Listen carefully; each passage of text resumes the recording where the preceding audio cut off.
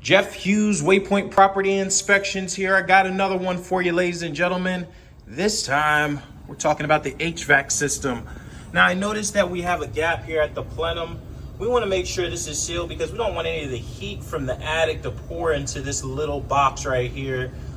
With that being said, what I've seen is that excessive heat around the furnace can cause microbial growth to happen around right around the plenum and even sometimes grow on the unit itself. So with that being said, let's go ahead and seal that up, and then that takes care of that. I just wanted to go ahead and show you that, ladies and gentlemen. My name is Jeff Hughes, Waypoint Property Inspections. If you'd like to book me, call the office, ask for Jeff. In the meantime, y'all have a good one. I'll talk to y'all later.